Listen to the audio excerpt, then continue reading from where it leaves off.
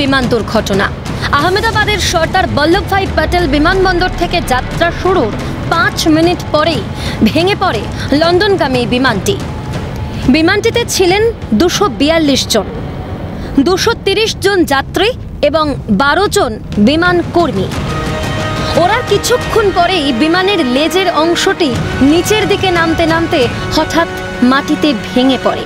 অসামরিক বিমান পরিবহন মন্ত্রী কে রামমোহন নাইডু প্রথমে জানিয়েছিলেন বিমানের সকল আরোহী নিহত দুর্ঘটনায়। বিমানটি যে বহুতলে ভেঙে পড়েছে সেটি ছিল বিজে মেডিকেল কলেজের চিকিৎসক পড়ুয়াদের হোস্টেল। হাসপাতাল সূত্রে খবর, বিমান ভেঙে পড়ায় ওই হোস্টেলের 5 জন চিকিৎসকেরও মৃত্যু হয়েছে। দুর্ঘটনায় প্রাণ গিয়েছে বিমান যাত্রীদের, বিমান কর্মীদের, এমনকি বিমানের যাত্রী না থাকা বহুতলে বাস করা চিকিৎসকদেরও। সকলকে অবাক করে খবর মেলে বেঁচে গিয়েছেন বিমানে থাকা এক যাত্রী। একেই যেন বলে, রাখে হরি মারে কে।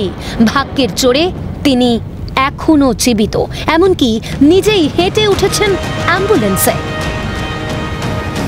আহমেদাবাদের পুলিশ কমিশনার জিএস মালিক জানান, 11A আসনে তিনি বসেছিলেন। পুলিশই তার হদিশ পায়, তিনি এখন চিকিৎসাধীন। যাত্রী তালিকা ঘেঁটে দেখা গিয়েছে, নাম তার বিশ্বাস কুমার রমেশ, বয়স 38।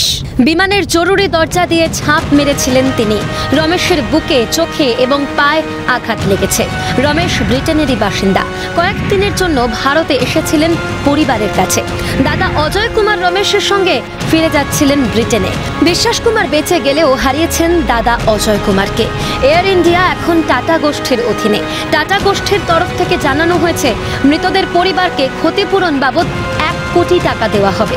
আহতদের চিকিৎসারও দায়িত্ব নিয়েছে টাটা গোষ্ঠী। এরই মধ্যে বিশ্বাস কুমার রমেশ যেন ঝলসানো বিমানে জীবন্ত বিশ্বাস। ক্যালকাটা নিউজ।